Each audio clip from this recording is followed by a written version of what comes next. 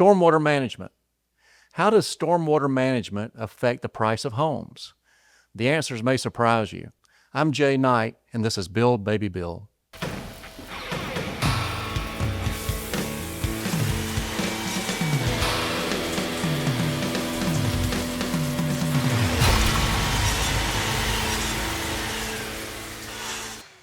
Hello again. We're out here on a job site in metropolitan Atlanta, and I'm here with two development professionals. And as we explore why our house is so expensive and why our construction costs going up so much and development cost, we want to talk about a new requirement that we're having to face that helps is really in large part some of our costs are due to this effort.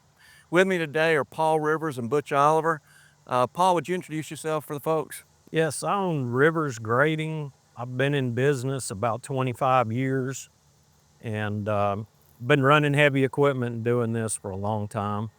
And Butch, can you tell us a little bit about yourself? Yeah, I'm Butch Oliver and I work for Templar Development. I've got 30 plus years government experience and I own my own environmental company for about 12 years. So these gentlemen have seen all the different things we've had to do in the industry over the last 4 decades, going into 4 decades in Butch's case and my case. And of course, Paul's a young guy here. He's just in his third decade. And what we're looking at today is, we saw at the front of the show, we're going to talk about stormwater management and some of the stormwater requirements that are causing us a problem. And I would contend as an investor and developer that what we're doing, what we're being asked to do is fix a problem that didn't exist. And so we're standing in front of a large detention pond. Butch, would you tell us what a detention pond traditionally did? Traditionally, a detention pond would detain the water until the sediment dropped to the bottom and then it would release through a half round in gravel, cleaner water so it didn't disturb the downstream property. And so, Paul, would you talk about what we're asked to do now to comply with those efforts? I mean, instead of just a standard detention pond, what are we now being asked to do?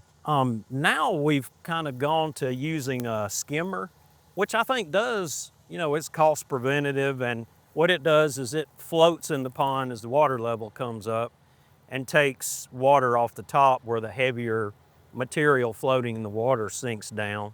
I think that's worthwhile, but then now we're being asked about, you want to get on with the retention. Like if you see where this bark is here in this corner of the pond, we've put in about 3 to 4 feet of different material down into the clay. We dug down about 3 feet. We put in about, 6 inches of 57 stone, I think 2 inches of 89 stone, and then 2 feet of planting media. So if I look at this, what is it supposed to accomplish? So you've got a head wall there. A head wall is where the water will come out that we're collecting inside the community. It comes out there. So once it comes out there, there's 2 head walls down there where the water comes out. How is this supposed to work the way we're required to do it? What do they think it's going to do? I think what they're going for is the water having enough speed coming out of those head walls to go through that rock and into that filter.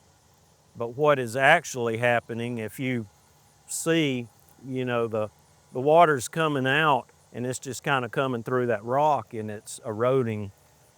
And it's already depositing silt down here at the bottom. We'll have to clean all that out. Right. So if we look at the plans here, what happened is we submitted a set of plans. The municipality staff makes red line comments. They send those back to our engineer, and our engineer has to make these changes.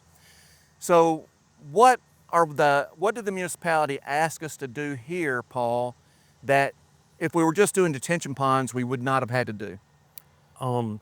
This area of bioretention, this square here, with these layers that were added, and I don't know if you want to talk about cost, involved in this, but we've had to do 3 on this project, and Butch, you figured up the time we had the sod and stuff in there, we were over about 50,000 a piece. Yeah, because we have to sod, you can see here, we have to sod these banks along the side. Took about 28 pallets of sod and roughly $500 a pallet. And this is just an 80 lot neighborhood. This is just this an is 80 a lot relatively not a neighborhood. small neighborhood. And then I've got to come back and plant plantings inside of this later. So there's some additional plantings that's not showing here that I've got to come back in and plant. Okay, now if we had done just a standard detention pond, what would have been done here? What I'm thinking is you would have a standpipe here, and then this would all been open to collect the water volume. And but where am I missing? What if we had a detention pond? What else would have been required? That's about it. This would have been gone. You'd have just had the detention pond would have been like this. You would have had either a filter ring. You'd have had your maybe a half round with rock on it, depending on if that's what they wanted. And that's about it. You wouldn't have had all this expense right here. Okay, and then when this is completed, who owns it? The community owns it. So the HOA will The own it. HOA owns it, and they're responsible for the upkeep and the maintenance. What is the maintenance on this? Do we know yet? We don't know, but in the past, once this gets full of silt, it roughly averages on a pond this size, it'll run you anywhere from $40,000 to $50,000 to clean it out. Okay, and the hope is you'd have all the landscapes in and you wouldn't have that level of silt. But at the same time, if you're not going to have that level of silt once it's all landscaped, you don't need this level of treatment at all, right? Correct. Okay, so Butch, you had a lot of experience, tons of experience in this industry and around erosion control specifically. Was this a problem that needed this level of attention? No. I think their goal, Jay, is on these bioponds. If you look at this one, what's supposed to happen is the water collects in here, it seeps down through all these different voids, and it's supposed to go into the aquifers, underwater ground creeks and streams. It's underground, it's called aquifers. And it's supposed to go down, clean the water, and recharge these aquifers, which with our Georgia clay, right here, it don't go any further than right here, because it just stops it, because our Georgia clay does not percolate. So for the 10,000 years prior to us breaking ground, what did the water do? It run off and went in your streams and your creeks and down to your lakes and down to the ocean. So it just, they call it sheet Flow. flow. So it ran across the ground and it ran down to this lower area because that's where gravity works. Right. And then it filters itself because God provided us this great green space here. Right. And then it went down in the creek. Now, we're not arguing that we don't want detention ponds, but we are, just a detention pond alone would improve the volume of water that left this site, correct? Correct. Okay. Let's look at the plans for the biofilters here. So now these things, so where the previous drawing addressed something that we always had to build. We always had to build detention ponds. And the detention pond would have been in that site. But these biofilters are two new things.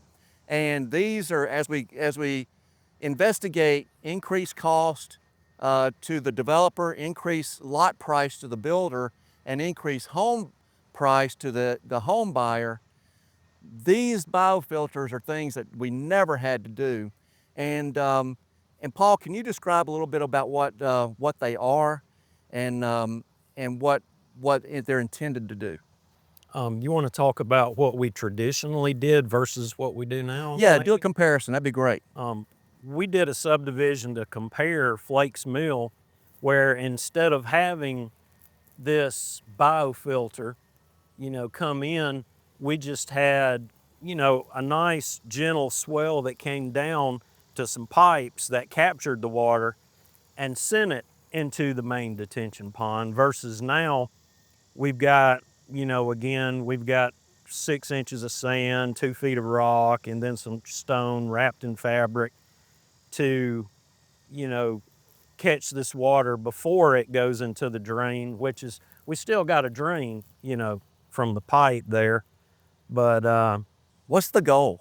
What What does the staff tell us the goal is for that? It's the same thing as in this big pond. It's to filter the water and have it percolate down into the aquifers. That's all it is to clean the water. So once it's landscaped, what's it filtering? Nothing. So it's just filtering rainwater. Rainwater. Okay. And for the 10,000 years prior to us getting here, the rainwater was free to do whatever it wanted to do, right? Right, because all our lots will be sodded, Yeah. and grass is the best thing you can do to purify the water and clean it. Right. That is the best.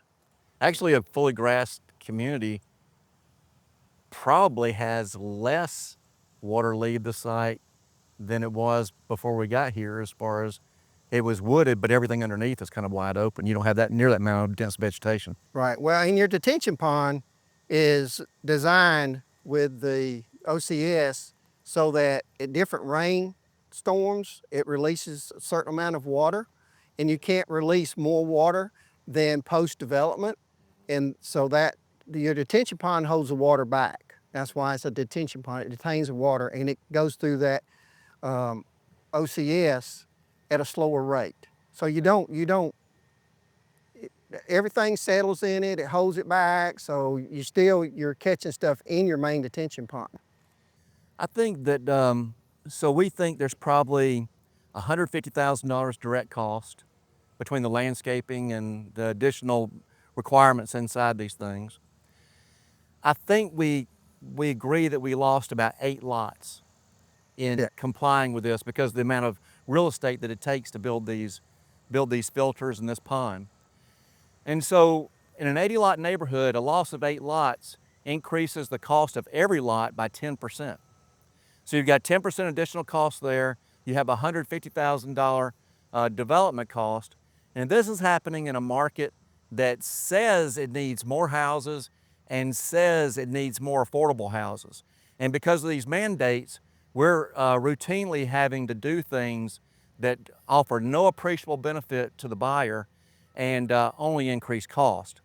Now, you'll see a video in a moment of a drone flight over the biofilter, and on either side of the biofilters are building lots.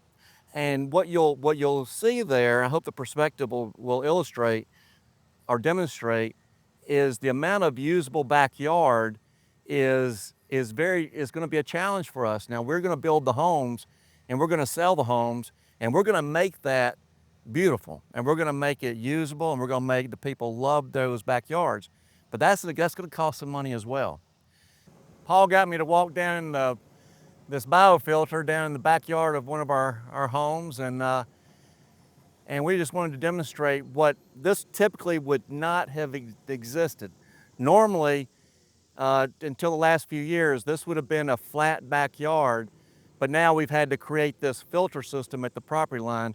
And Paul, what did you think it was important for us to see here?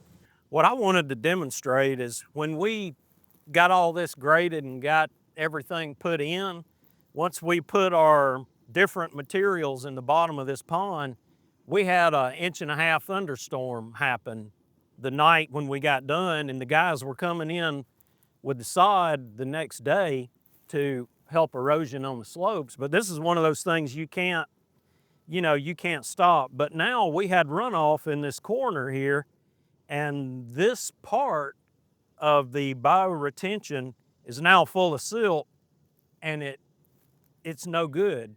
And I don't know how much seeped into the rock underneath, but basically this isn't filtering anything now, and there's nothing we could do.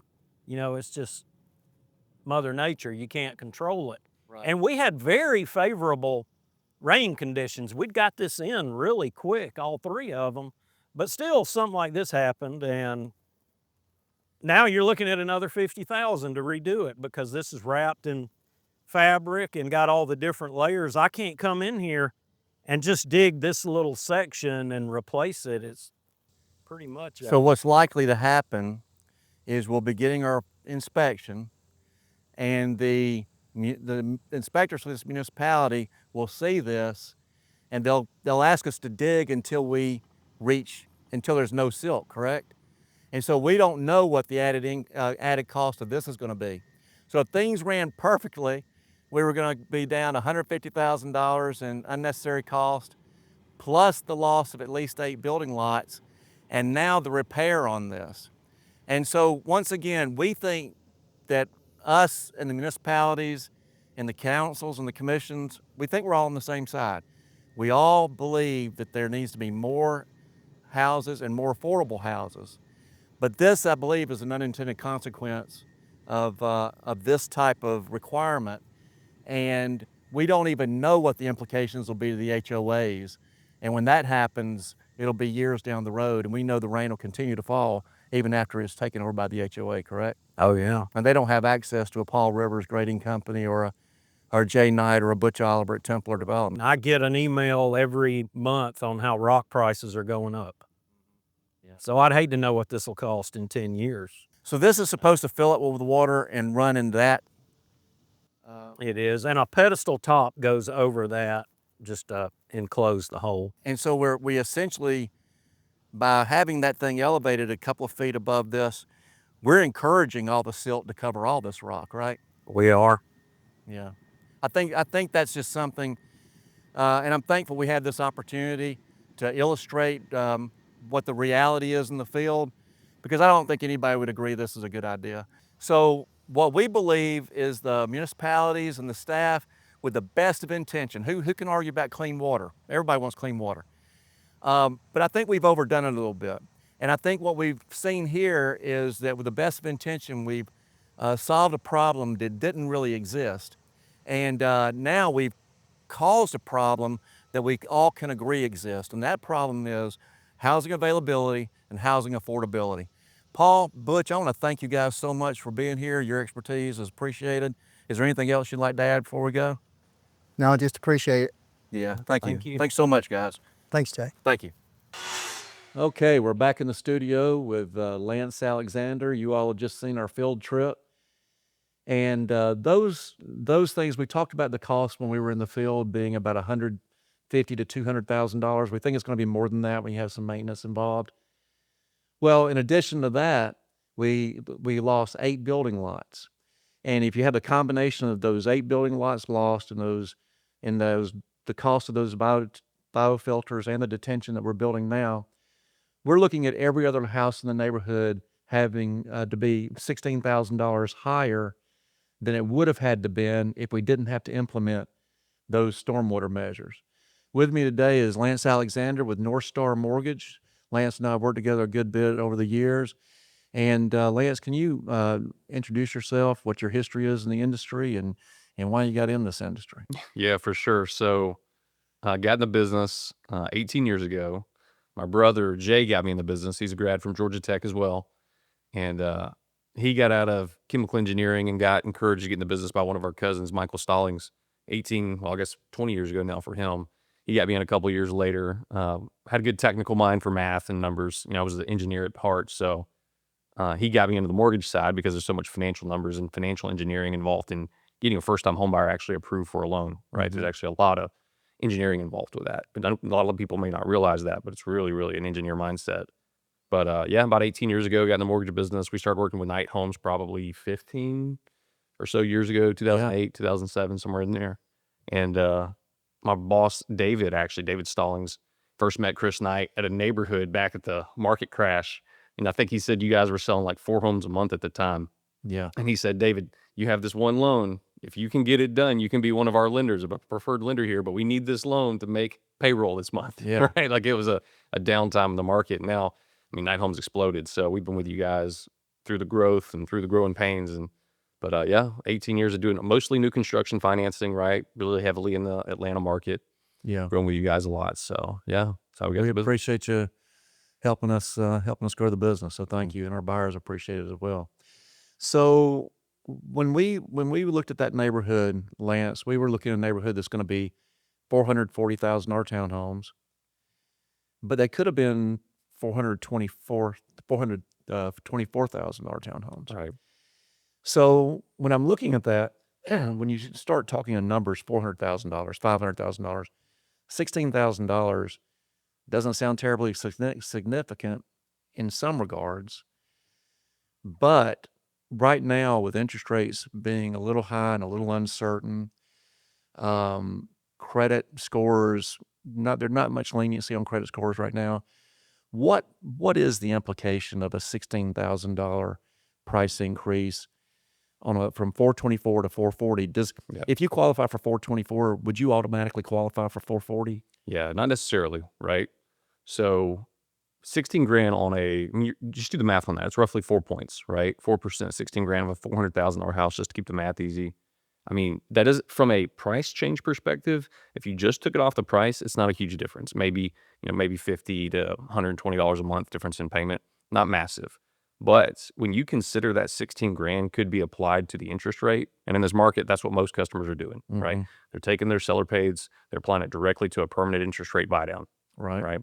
Now, when you apply 4 points to a permanent rate buy down, so instead of giving that money over to the municipality, you give it to the customer, Right. right? That difference in payment, you're talking $300, $350 a month difference in house payment, right? That means the difference between a family who, could afford a $400,000 home can now afford almost a $500,000 home, Right.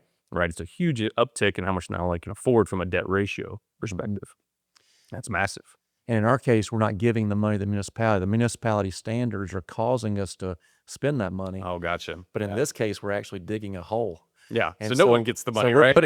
we're putting their $16,000 in a big hole in the backyard. In the ground, yeah. Yeah. So, in addition to that, if we were able to go to market at 424 as opposed to 440, Right. I'm assuming there are people who qualify for 424 that don't qualify for 440. Absolutely. Yeah, for sure. If you're looking at what is the type of buyer for a $440,000 townhome? So, I say, what is the household income needed for that? Yeah, that's a good question. So, in that price point, that's about the average price point in the Metro Atlanta area, right? Kind of right there in the Right. 400 range. And what's interesting, we were talking about this before, me and some of the guys at the office even, is that the average, person in Atlanta or even in this country can't afford the average home. Right. Right. That's what we're seeing. We're definitely dealing with it where we've actually seen families get together to buy homes together and add co-borrowers so that they can't afford the average home. And kids that, fresh out of college with your first job, you got no shot, right? Like most likely, unless you came out with a really good degree and you're in demand, you're probably not going to buy your first home for another 10 years after college, right? Has what that we're starting to see. changed? So I remember vividly, I've been in the industry for 47 years. So I remember selling homes to people 21, 22 years old, Yeah. young married couples. Yep.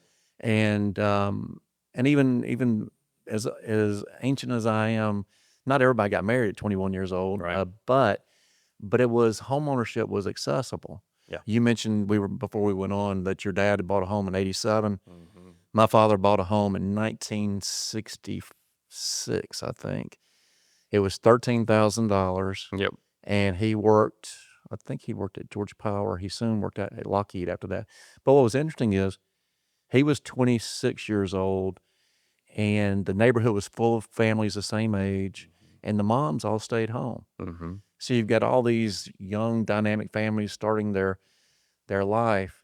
And so now, you mentioned 10 years after they get out of college, what is the average age of a home buyer now? They're probably in their mid-30s now.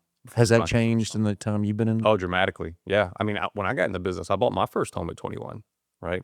And now there's no way. Looking back at what I was making when I was 21 versus what the market costs now, there's no shot I could have bought one if I was a 21-year-old now, right? Okay. It's not even close. Okay. And so you're close in age to my kids, and I think we did a really good job of casting an order. You finish high school, you finish college, then you fall in love, then you get married, and then you have kids. And then nationwide, I look at household formation. It's still there, but our birth rates are going down significantly. That's right. So you're closer to that age group of person. Is it changing the mindset? So when you look at a situation like New York, where they just elected in the primary a socialist candidate. Yeah. Well, when we consider that type of thing, and a lot of us who are capitalists, and I'm an entrepreneur, and so I'm a capitalist, and I think, man, don't they understand how bad socialism is? But if you live in New York and everything is unaffordable, housing is completely unaffordable, groceries are expensive, and you look around and you say capitalism isn't working for me, Right. but that's really not capitalism. But what they're about to do is hand off more control and more authority to the same government that's already causing these problems. But I do understand why a young person would be desperate.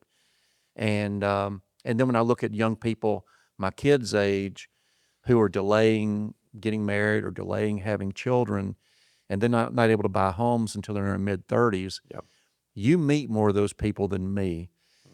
What do you think? I mean, this is kind of a philosophical discussion now, but is there a change there? Is it, we know it's more expensive. It seems like that makes it more difficult. Do you have any kind of general thoughts about? Absolutely. Yeah, no, for sure. So we've definitely seen almost every application requires two borrowers now, right? So like you were saying earlier about a husband who went and got his first job, trying to buy the first home for his family so his wife could stay at home. You're not seeing that much anymore, right? You're seeing two income households. Typically, that's the minimum, especially if they're new kids, right, trying to buy their first home. So it's definitely changing the family dynamic, right? Right. Because you got to put your kids in daycare, or you got to let someone else raise your children while you're going to work to pay for them to raise your Right. kids, right? There's an interesting stat that came out by a company called ReVenture. They do mortgage analysis and mortgage data. You know who Bill Pulte is, the head of the FHFA? Yes. Yeah. So he tweeted about this recently. What he was showing was that over the last 35 years, the average income needed to buy a home, you would spend about 29% of your income on housing. For the last 35 years, that's been typical. But over the last 5 years, people have been spending upwards of 40% of their income on housing. You're talking about a 10% increase in housing costs. And here's what that relates to is imagine you have a family walk into a community. Husband makes $5,000 a year or $5,000 a month. Wife makes $5,000 a month. So they make 60 grand a year each, 120 grand a year total, 10 grand a month, right? They walk into a community, average home, they're getting quoted a payment of around $3,300 to $3,500 a month, right? Well, because they're used to a 30% of their income going toward housing, what they immediately say to that person is, we can't afford 3,500. We need 2,500, right? Because that's 10% of their income, 10 grand a month, 10% of their income, $1,000 a month. The problem is if they want to go buy a $2,500 house payment, they're now being told, well, you need to go find a $300,000 house, right? Yeah. Or less sometimes, right? Depending on taxes, insurance, and Sure. credit score. And what they've realized is that they can't find anything in that price point, right? And if they do, it needs a total reno, right? And they don't have the cash to do a total renovation, right?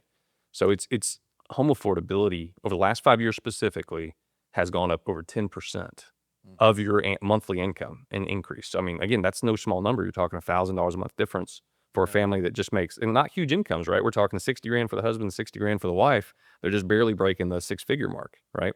And that's a combination of interest rate and the cost that Sure. that exploded a few years Absolutely. ago. Absolutely. Okay.